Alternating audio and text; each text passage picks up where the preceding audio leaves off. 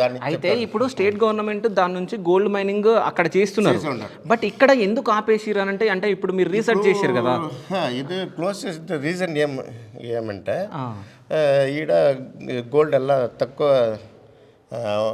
తక్కువ సిక్తుందంట. ఓకే. ఇంకా నీళ్ళంతా ఉలగ లోపల ఓకే నీళ్ళంతా పోసిండేది, దానికి ఇది కష్టం కాబట్టి క్లోజ్ చేసింటారు. ఓకే. అంటే ఇది ఎవరు చెప్పారు అంటే మైనింగ్ మినిస్ట్రీ అక్కడ నుంచి వచ్చిందా ఇన్ఫర్మేషన్?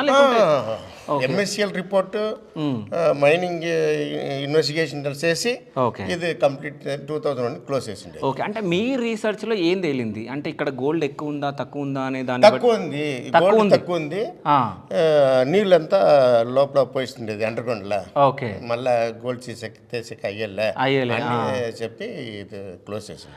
అయితే ఇప్పుడు నాకు ఒక డౌట్ సార్, ఇప్పుడు ఏంటంటే క్లోజ్ చేసినందుకు మొత్తం వర్షం పడి మొత్తం వాటర్ వెళ్ళింది, అసలు ఎందుకు క్లోజ్ చేసిరు అంటే మైనింగ్ ఎందుకు ఆపేసిరు అని అంటే రీజన్ ఏముంది? నాకు కన్నడ రాదు, సార్కి తెలుగు రాదు, ఏదో విధంగా మేము అడ్జస్ట్ చేసుకొని మీ గురించి మేము మాట్లాడుతూ ఉన్నాం. సో ఇక్కడ సార్ ఏమంటున్నారు అంటే, నా క్వశ్చన్ ఏముందంటే అసలు మైనింగ్ ఎందుకు ఆపేసారు అనేది క్వశ్చన్ ఉండే. అంటే సార్ ఏమని చెప్తున్నారంటే మైనింగ్ మనం ఎంత చేసినా అంటే ఇసుక ఎక్కువ ఉంటుంది, బంగారం తక్కువ ఉంటుంది కాబట్టి చేసి వేస్ట్ అన్నట్టు.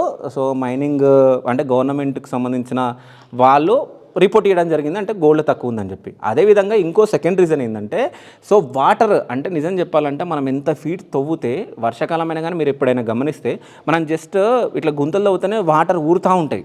సో అట్లాంటిది 6000 ఫీట్స్ 10,000 ఫీట్స్ మనం అండర్ గ్రౌండ్లో తవ్వాలంటే ఎంత వాటర్ వస్తే ఒక్కసారి గమనించండి. సో ఆ వాటర్ రావడం వల్ల కూడా ప్రాబ్లం కాబట్టి సో మనం గోల్డ్ మైనింగ్ చేయలేం కాబట్టి సో అందుకే ఆపేశారు అని చెప్పేసి చెప్తున్నారు.